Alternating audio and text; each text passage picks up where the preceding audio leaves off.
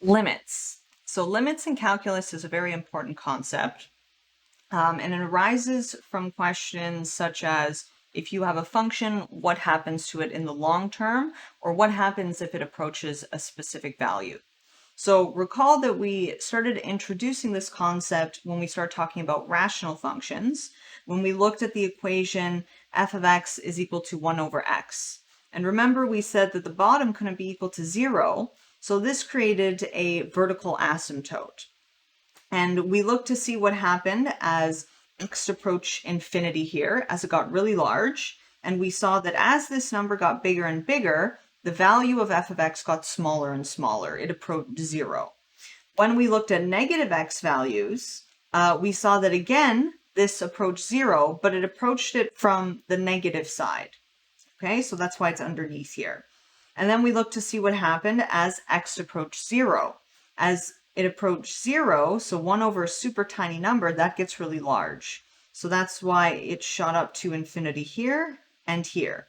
So we said that as x approaches positive infinity, our f of x is going to approach 0. As we approach negative infinity, it will approach 0. And then we had to look at what happened along this vertical asymptote in two different directions. We looked at it from the right side. So if we started coming down in this direction, x is really large and it gets smaller and smaller. So as that happened, our f of x approached positive infinity. And then we also had to look at it coming from the left side because these parts of the function were separate. So if we took our pen, start over here, and then followed this line, we saw that we went to negative infinity. And for limits, we sometimes have to look at them coming from the left side or the right side, and we have a special notation for that. Okay, our special notation is if I want to say x approaches 0 from the right side, we're going to have x, remember approaches, we use this little arrow here, and 0, and when I say from the right side, it means from the plus side. So we have a little plus here. Okay, if I want to say x approaches 0 from the left side, in terms of mathematical notation, we go x approaches 0, the symbols, and then from the left, that's the negative side, so we put a negative there. Okay, and this is the general concept of a limit. So the general concept of a limit is that if we have some function, remember we're only talking about the domain being in the reals and the codomain and outputs, the range being in the reals. And let's say that we have these values a and l. Okay, so we say the limit of f of x is a value by the name of L as x approaches a. So in terms of notation, we say the limit as x approaches this number a of our function is equal to L. So sometimes there is a formal definition of limit. Okay, if you want to see it, it looks like this. Okay, so this is more mathematical notation, and to show a limit exists, you have to do proofs. We're not going to be doing about that too much, but for those of you who are interested, this is what the definition looks like. And the general concept is that if you look at the distance between your function and what it is as it approaches a certain value, the distance between f and L should be getting smaller and smaller as the distance between x and a gets smaller and smaller. But be careful, because for limits, x gets arbitrarily close, but never exactly equals a. Okay, so this is very important. All right, now conceptually. So what I'm about to draw, I've explained here in text, but I want to give you a bit of a visual image to help you hopefully understand this a little bit more. So let's say we have some function f of x like this. Okay, and let's say that I'm interested to see what happened as x approaches a. Okay, so what I'm going to do here is this is the important part, and then my L, this is also the important part. So this is what my function is going to be equal to if I put in x is equal to a. Okay, and we can approach a from both the left side and the right side. So let's say that I'm approaching from here. So say I'm in this position and I'm walking along my f of x. Okay? Now I'm at a certain value here, a certain value x, and I'm at a certain value x, which would correspond to a certain value y. So I still have quite a distance to go before I reach my A. I'm this far away, basically. That's my distance. If I take a couple of steps, sorry, square man. If I take another couple of steps to go towards A, I'm now at this position, which corresponds to this Y position. So now my position, my distance between A has gotten smaller. And as I said, I can do this from either side. So I can approach, if I wanted to, from my left side. If I was here, I would be at this X position, which would correspond to this Y position. And similarly, as I get closer and closer, we get to square ahead again. That's okay. My distance now between my position and A is much, much smaller. Okay, so first I was this far away if I was approaching from the left, and now I'm this far away, and I'm going to get arbitrarily close. So I'm going to get really, really close to my A, but I'm never going to actually be at A itself. It's never going to be equal to A. Okay, and the way that I sometimes like to explain this is, you know, say you're in a room and the door is closed, and I say, go to the door. You know, you can get arbitrarily close to the door, but you'll never be exactly where the door is because you would have to stand on top of it. Okay, so you're super close, but you're not actually at the exact same position. And as you get closer here, it means that the difference along the y-axis also gets smaller and smaller. So the closer you get to L. Okay, and the diagram that I have in the official notes is much nicer than this, but hopefully that gives you a bit of an intuitive understanding about limits. And if we approach from the right side and the left side and we get to the same position, okay, the same value, we know that the limit exists at this point, okay? If I approach from this side and I approach from this side, kind of like in the example 1 over x here, you know, this limit would not exist because we're not even approaching the same value. One, it's going to infinity, but it's different things are happening on the left side and on the right side.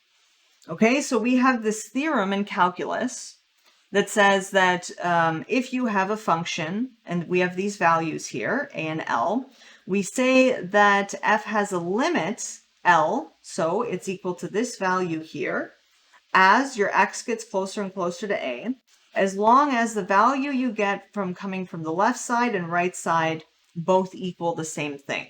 Okay, so in math notation, this means that if we look at the limit as x approaches a from the left of whatever our function is, if it's equal to some value L, if I approached from the other side, the right-hand side, I would end up getting the same value. So the limit as x approaches a from the left and the limit as x approaches a from the right, they would give you the full limit. The limit as x approaches a in general of f of x, and we're calling that answer L. Okay, so let's do a simple example, just a straight line. And for a straight line, turns out that these limits are always going to exist. But what is the limit as x approaches 1 of 2x plus 1? So I have my line here, 2x plus 1, and if my x is at 1, all right, if I come down from my right side, like this, okay, I'm going to approach this value, 3. If I come from the other side, from my left direction, I'm still going to get to the same value here. Okay, so as I'm approaching 1, I'm going to end up getting 3. All right, so sometimes if you're not sure, having the picture really helps. But the process that you take mathematically is, even though we never exactly equal 1, we still sub this into this expression here. Now, as a quick thing to just note, that if the limit exists, we say that it converges. Sometimes we use that terminology. Okay, but typically we just say the limit exists. And if it does not exist, there's certain reasons why that would happen, which we will review shortly, but we would say that if it, say, goes to infinity, so say if we're looking at a limit where we have a number over 0, this is undefined, and we say that the limit diverges. Okay, so just some vocabulary. And as I said, this was an example where we saw this divergence happening, because if we approached from the right side compared to the left side, not only was I going to infinity on this side and negative infinity on my left side, but they were also diverging in different directions. Okay, so first of all, these limits aren't even defined, which are not defined, and they're not equal. So the limit as x approaches 0 in general does not exist. Okay. Now let's look at one where we have a rational function. So we have a denominator. So the first thing that you should always try to do is sub in the value directly, like we did for the line. The solution for the line we got really quick, but say we don't know what it looks like. If I do try to plug in 2 for this expression, x cubed minus 2x squared divided by x minus 2, I'm going to get 0 over 0. In that case, I'm basically not getting any information. When this happens, this type of form, if we try to directly plug in the limit, whenever x is approaching, this is referred to as indeterminate form. And there's a few types of forms. You can get 0 over 0, which we saw.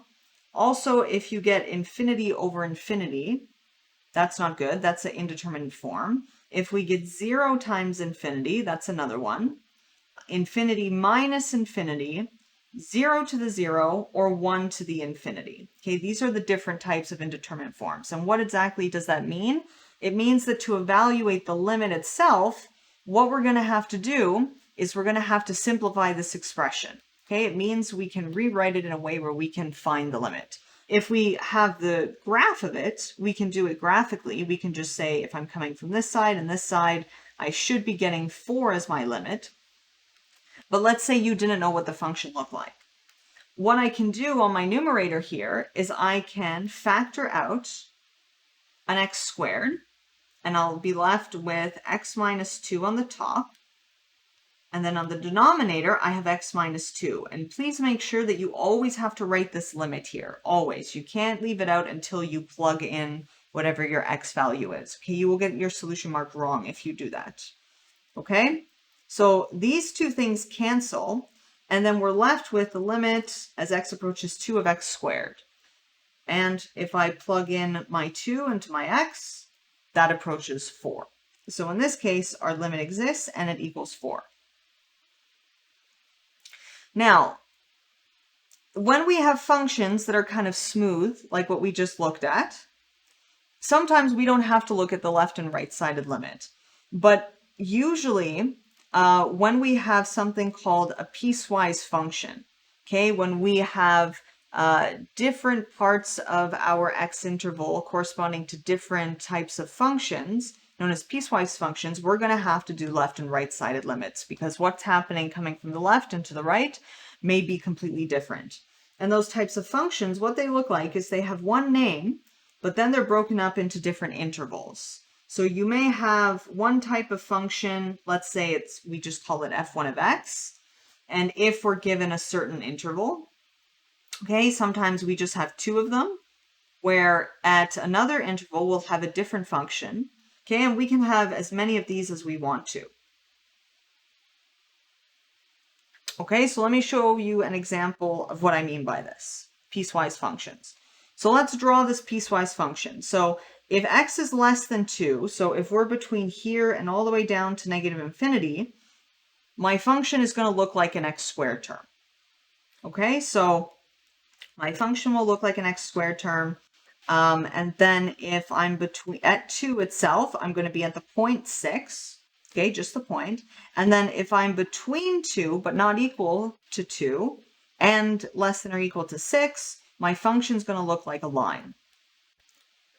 Okay, so let's actually do the one that's the most easy first. At x is equal to 2, I have this value 6. Now, if x is, there we go. If x is between 2 and 6, we have this equation. So we know that this is a line, but let's see what it looks like a little bit more. So let's check to see what values we have at our endpoints, because we only need 2 points to make a line. So if I know what happens at 2 and what happens at 6, I'll know what my line looks like. So if x is equal to 2, what do I have here? My 10 minus x is just 10 minus 2, and I'm at the value 8, but I'm not equal to 8. Okay, so this thing here, I'm not equal to. So this is an open circle. Okay, so at x is equal to 2, I'm at this position here. Now, if I'm at the other endpoint, x is equal to 6, my equation, 10x, there it's going to be 10 minus 6, and this is equal to 4. And this one now, this is a closed circle, okay, because that value is actually included. So at x is equal to 6, I am at 4, and I have a closed circle because I'm including that endpoint. So on the right side, this is what my function looks like. Now, let's look at this one right here, x squared. So this is for x less than 2. So to graph this properly, I'm going to just plug in a few points. So I know that if x is equal to 0, my x squared is going to be 0. Okay, so I'm at this point here. Now, if x is equal to 2, I'm going to have 2 squared, which is equal to 4. But I'm not including 4. This is an open circle because this is when the function is strictly less than. So if x is equal to 2, I'm at 4, but this is an open circle. And then I have a parabola. So I'll have something that looks like this. Okay, so this is my x squared. This is my 10 minus x. And then this is my point here. So these are the types of things that piecewise functions look like. Okay, now let's look at some of the limits, because as we can see that if I want to see what happens as x approaches 2, well, if I'm coming from this side or if I'm coming from this side, it's going to make quite a difference. So let's first look to see what happens as I'm approaching 2 from the right side. So I think about that as, okay, I'm coming from here, I'm coming from here. Oh, I hit this line. I follow this line and I end up getting to this position here. Okay, so if we go to 2 from the right and follow that line, I have 8. I wouldn't consider this point here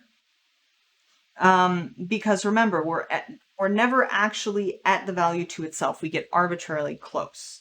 Now, if I'm coming from the other direction, let's say that I'm coming from the left, I'm coming here, I hit my line or my curve and I start following it until I get to 2, I get a different value. I get 4 if we're looking at it from the left side. So in general, we would say that the limit as x approaches 2, this does not exist. And why does it not exist? It does not exist because the left and right-sided limit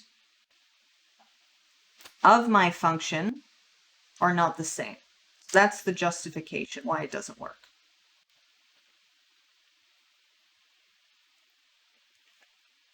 Okay, here are my properties of limits. Okay, so if say we have 2 functions, f and g, and let's say I'm taking the limit as x approaches a, my f will approach the value L1, my g will approach the value L2. And also let's say that I have some sort of a constant c. So my first property is if I take the limit of just c, I don't have an x here, so I can't plug in a anywhere. My answer is c. And if I have a constant times a function where that constant can be factored, it's just going to be c times whatever the limit of this thing is. When you have 2 functions added, it's like the limit distributes to each function. So it distributes to f and it distributes to g. So your answer would be L1 plus L2 or L1 minus L2 if you're doing subtraction. Same thing with multiplication. Okay, the limit distributes into each term. So the answer to the limit as x approaches a of f times g would just be L1 and L2. And you can prove these all using that formal definition of a limit, but we're not going to be doing that in this class. Now, if we take the limit as x approaches a of a rational function, again, the limit distributes to the top and bottom, and this works under the assumption that the L2 does not equal 0. Polynomials, okay, so like a line, a parabola, general polynomials, if you look at the limit as x approaches a, we'll just get p of a. So we plug in a wherever we see an x, and that's what our limit would be. And that's what we saw in the first couple examples. If you have a function to the power of k, okay, where k is a real number, we can rewrite the limit as looking at the limit of f and then taking that answer to the power of k. If our limits of f and g are equal as x approaches a, it means our functions have to be equal, okay, where x does not equal a itself for the other values. This is a one that people often forget. If you're working with an exponential function, so you have a number to the power of f of x, your limit goes to the power. So we get b to the power of the limit as x approaches a of f of x. So our answer to that would be b to the power of L1. And finally, for logs, a similar thing happens. We basically are able to bring out the log and have log base c limit as x approaches a to our function. So our solution would be log base b of L1. All right. Now let's use a couple of these properties to solve the problem. So evaluate the limit. So if I'm telling you, I'm not telling you what the functions are, but I'm telling you what the limit is. As x approaches 2 of f of x, my value is going to be 3. And for g of x, as I approach the same x, so x goes to 2, I'm going to get 4.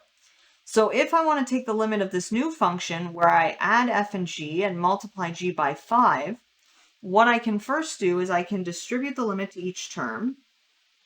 So x approaches 2 f of x plus the limit as x approaches 2 of 5g of x.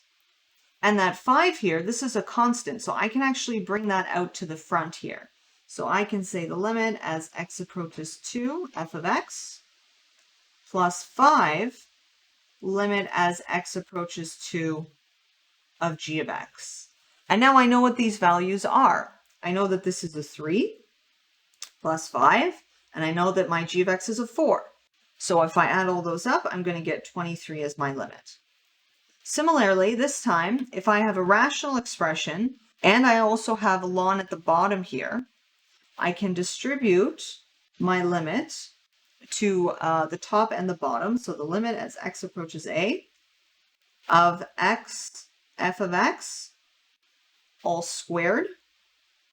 Okay, so I'm going to do the squared like this, and then I'll bring it out afterwards.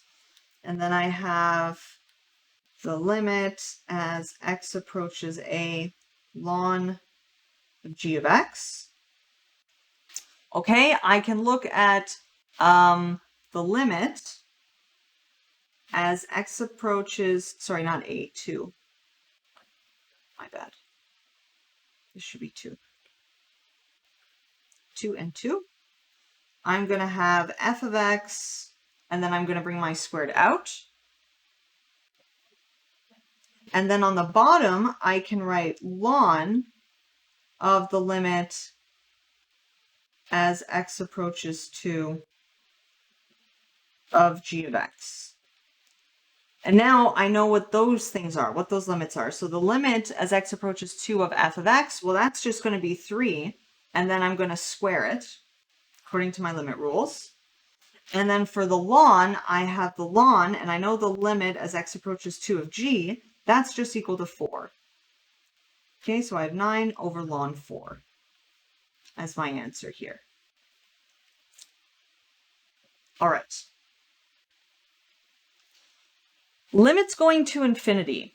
So for rational functions, which remember is a function where I have a polynomial over a polynomial, okay, where the bottom one is not equal to 0, we can find the limit of the top and the bottom by using a trick. So we can basically solve it all in one. And the trick is that whatever the largest degree of the polynomial is, either the top or the bottom, divide all the terms by that x to the power of whatever, and use the fact that if you have 1 over a really big number, that's going to go to 0. And that may sound confusing, so let me just show you what I mean here. So let's say that I have this limit. So I have a linear term on the top, linear term on the bottom. What's the biggest term or the largest power? So we see that the largest power in our case here is x. So I'm going to take each term in this limit and I'm going to divide it by x. So I have 8x over x plus 6 over x divided by x over x plus 1 over x. And now if I simplify these terms individually, my x's will cancel here and I'll get 8 plus 6 over x. And then on the bottom, x over x is the same as 1. And then I have plus 1 over x. And notice that if I'm looking at this term, 6 over x, as x gets really, really big, that term's going to go to 0. And same with 1 over x. So because those terms go to 0, what I'm left with is the first term for both the top and the bottom. So my answer to this is going to be 8. Now, let's look at another one. Let's see what happens now if I have a linear one on the top and a cubic on the bottom. What is the biggest degree out of all these terms? It's going to be our x cubed. So what I'm going to do is I'm going to take my expression and divide every term by x cubed. And if I simplify it a little bit, what am I going to get? So an x here is going to cancel with one of them there. So I'll be left with 3 over x squared minus 2 over x cubed. And then on the bottom, my x cubes will cancel here and I'll get 4. And then minus 1 over x cubed. Now as x gets really big, all of the terms that are over x, regardless if it's x squared or x3, they're all going to go to 0. They're going to get very, very small. So when I plug in my value, or as I approach infinity, all of my top terms are going to go to 0, and my bottom term is going to go to 4. So a number over, 0 over a number, that's not a problem. That's just going to give us 0. If we had, say, the bigger polynomial, the larger degree polynomial on the top, this would be undefined. It would approach infinity. Imagine if the x cubed was up here, for example, and the x was down here. Okay, so that's the little comment here to get you to think about it. All right, I hope that was helpful.